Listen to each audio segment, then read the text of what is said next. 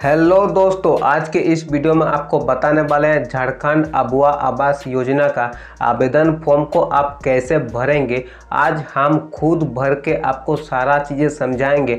अभी तक आपको जो भी चीज़ें फॉर्म के बारे में भरने का तरीका हम सिखाए हैं वो आपको ऑनलाइन कंप्यूटर स्क्रीन पर सिखाए हैं, लेकिन आज आपको फिजिकल डॉक्यूमेंट को भर के दिखाएंगे कि किस तरह से भरना है और उस फॉर्म को भरते समय क्या सावधानी बरतनी है। वो भी चीज़ें आपको सारा चीज़ें स्टेप बाय स्टेप बताने वाले हैं। जहां पर जो सावधानी बरतनी है उसको भी हम बता चुके हैं, सारा चीज़ें बता चुके हैं इस वीडियो में। तो वीडियो को आखिर तक देखते रहिए, एक भी स्टेप को मिस नहीं कीजिएगा। उससे पहले अगर ये वीडियो आपको अच्छा लगे वीडियो को लाइक कर दीजिएगा। आप हमारे चैनल पर नए हैं तो चैनल को सब्सक्राइब करके बेल आइकन कॉल पे क्लिक जरूर कर दीजिएगा, ताकि आपको ऐसा ही वीडियो का लेटेस्ट नोटिफिकेशन मिल सके और आप हमारे वीडियो को देख के कुछ ना सीख सके। तो चलिए वीडियो को शुरू करते हैं। आप सबको पता होगा झारखंड अबुआ आवास योजना की तरफ से ऐसा फॉर्म जारी हो चुका है। आपके एरिया में बहुत सारे फॉर्म जा रहे होंगे, लेकिन फॉर्मेट आपका इसी तरह से रहेगा। इसमें आपका 2 पेज दिया रहेगा, दोनों पेज में आपको भरना होगा सारा डिटेल। तो इस वीडियो में आपको सारा चीज़ें स्टेप बाय स्टेप बताएंगे। अब आप सोच रहे होंगे कि ये फॉर्म तो भरा हुआ है, लेकिन आपको बता दें कि जो भरने का जो वीडियो था वो हम पहले रिकॉर्ड कर चुके थे। उसके बाद ये इंट्रो पार्ट रिकॉर्ड कर रहे हैं, जिसके वजह से ये फॉर्म आपको भरा हुआ मिल रहा होगा। ठीक है, तो इसी को पूरा डिटेल में आपको भरने का तरीका बताएंगे और क्या प्रॉब्लम आपको फेस करना पड़ता है इसको भरने के लिए, वो भी चीज़ें आपको बताने वाले। तो वीडियो को थोड़ा भी स्किप नहीं कीजिएगा। और वीडियो को शुरू करने से पहले आपको बता दें कि जो भी चीज़ें आपको भरना है, इसमें जो भी चीज़ें आपको भरना होगा वो आप ब्लू बॉल पेन से भरिएगा, या फिर ब्लू जेल पेन से आपको नहीं भरना, क्योंकि जेल पेन का लिखा हुआ कभी कभार मिट जाता है, जिससे आपका वहाँ पर बर्बाद हो जाएगा। ठीक है, तो ब्लू बॉल पेन आप यूज कीजिए, कुछ भी प्रॉब्लम नहीं होगा। और इसके तहत जो डॉक्यूमेंट है उसको आपको सबसे पहले उसको रख लेना, ताकि डॉक्यूमेंट को देख के आप सही से भर सके। जिसमें आपका दिया हुआ एक तो Aadhaar card, job card, bank passbook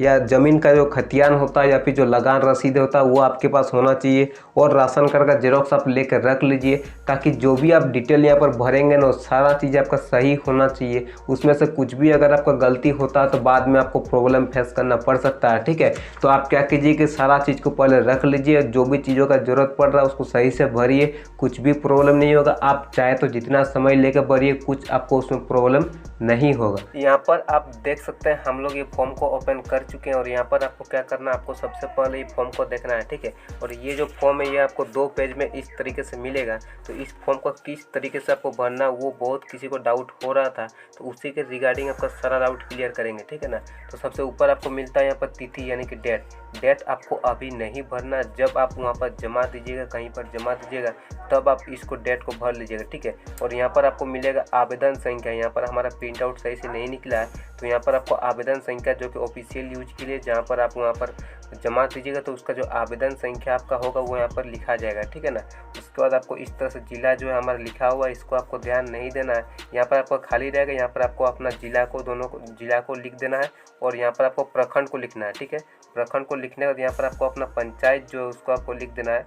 इस तरह से आपको पंचायत लिख देना है। ठीक है, पंचायत लिख दीजिएगा।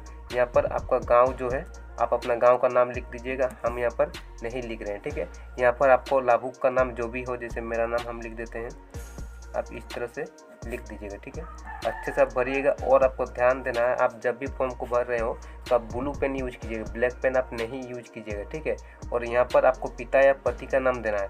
मान लीजिए आप पिता का नाम दे रहे हैं तो पति वाला काट दीजिए, अगर आप पति का नाम दे रहे हैं तो पिता वाला काट दीजिए। ठीक है, इस तरह से आपको नाम दे देना है। यहाँ पर हम लोग दे देते हैं।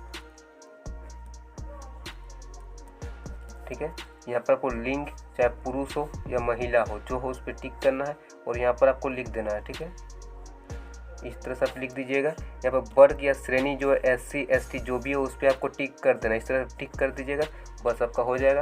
जन्म तिथि आपका डेट ऑफ बर्थ जो है हमारा अब हम लिख देते हैं, आप अपना इस तरह से लिख दीजिएगा। ठीक है, लिखने के बाद उम्र आपका कितना होता है, तो उम्र अभी आपका जितना हो रहा है उतना आप लिख लीजिएगा, हम लोग यहाँ पर लिख लेते हैं। ठीक है, इस तरह से आप लिख दीजिएगा। और आपका जॉब कार्ड नंबर जितना है आप यहाँ पर लिख दीजिएगा। ठीक है, तो हम लोग यहाँ पर कुछ भी लिख देते हैं। ठीक है, जॉब कार्ड नंबर लिख दीजिएगा।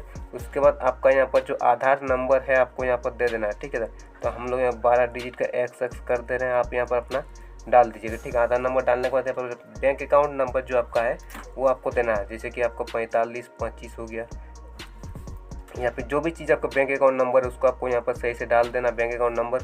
यहाँ पर आपका IFSC कोड मान लीजिए आप BKID, ये हो गया आपका यहाँ पर बैंक ऑफ इंडिया का, और आप जो भी आपका बैंक में है उस पर देना है, जैसे कि हमारा ये बैंक ऑफ इंडिया है, ठीक है।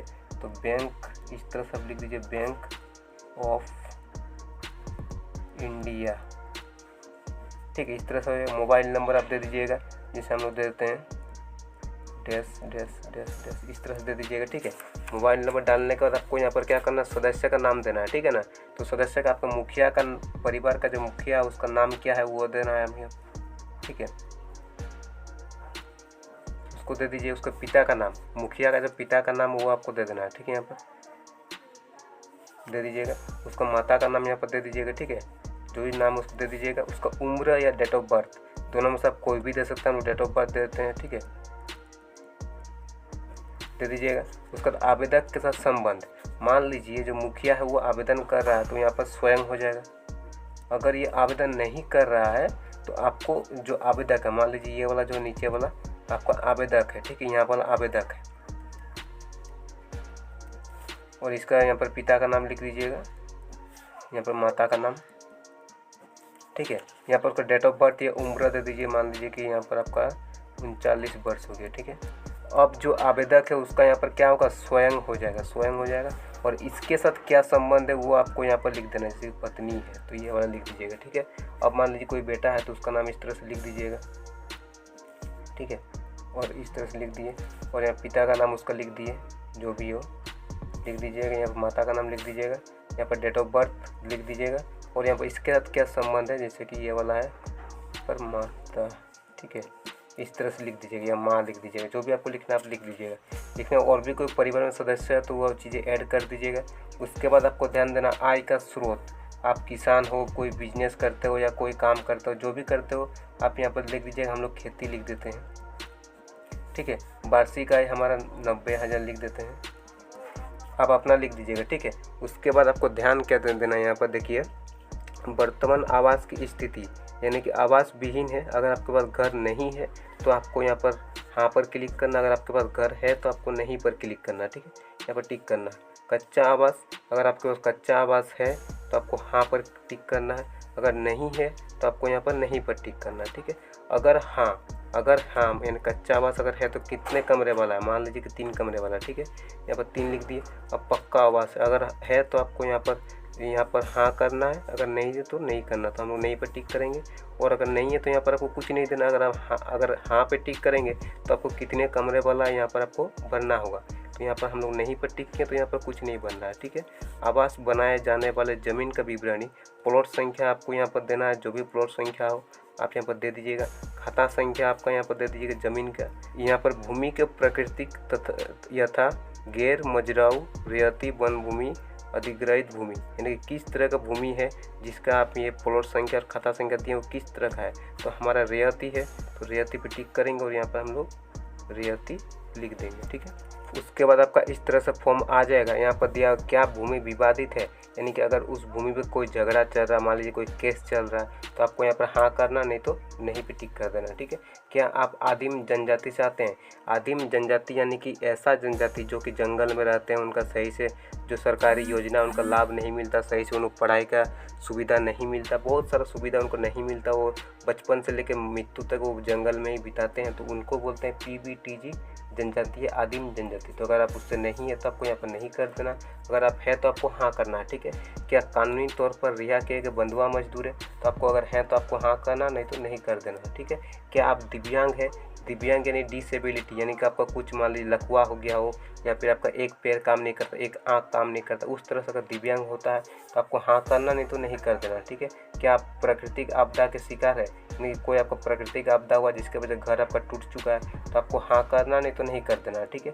क्या आपके पास पूर्व से पक्का आवास है अथवा दिनांक इतने के उपरांत राज्य सरकार, यानी कि आपको पहले से कोई पक्का आवास अगर है तो आपको यहाँ पर टिक करना, या फिर आप 1990, ठीक है, 1 जनवरी 1990 के बाद अगर आपका राज्य सरकार, केंद्र सरकार या संचालित आवास योजना, प्रधानमंत्री आवास योजना ग्रामीण या बाबा भीमराव साहेब भीमराव अंबेडकर आवास योजना, बिरसा आवास योजना, इंदिरा आवास योजना इत्यादि आवास का लाभ मिला है तो आपको, अगर मिला है तो आपको हाँ करना, नहीं तो नहीं कर देना। ठीक है, क्या परिवार में 3 पहिया, यहाँ पर आपको ध्यान देना, क्या परिवार में 4 पहिया वाला वाहन है, यानी कि जो 4 पहिया वाला वाहन है, या फिर मछली पकड़ने वाला नाव है, तो आपको हाँ करना, नहीं तो नहीं करना। ठीक है, हमारे पास नहीं है। क्या परिवार का कोई सदस्य सरकारी, अर्ध सरकारी, सेवारत, सेवानिवृत्ति नौकरी, अगर किसी का नौकरी है, चाहे वो सरकारी हो या अर्ध सरकारी, यानी कि परमानेंट नहीं हुआ हो लेकिन वो काम करते हैं, तो आपको हाँ करना, नहीं तो नहीं कर देना। ठीक है,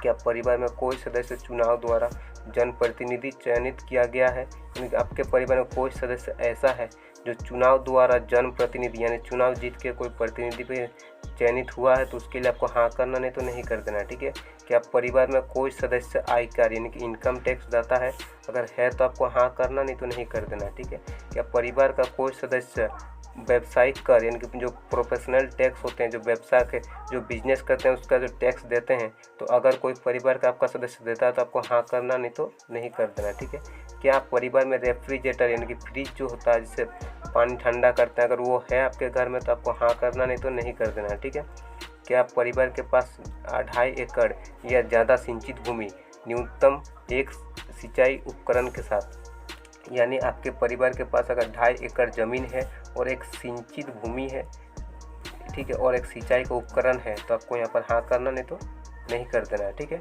कि आप परिवार के पास 5 एकड़ यानी कि आपके परिवार के पास 5 एकड़ से ज़्यादा सिंचित भूमि है, तो आपको हाँ करना, नहीं तो नहीं कर देना। उसके बाद आपको स्व घोषणा करना होगा। ठीक है, स्व घोषणा में आपको दिया, मेरे द्वारा दी गई उपयुक्त सभी सूचना सही है एवं गलत सूचना के लिए मैं स्वयं जिम्मेदार हूँ।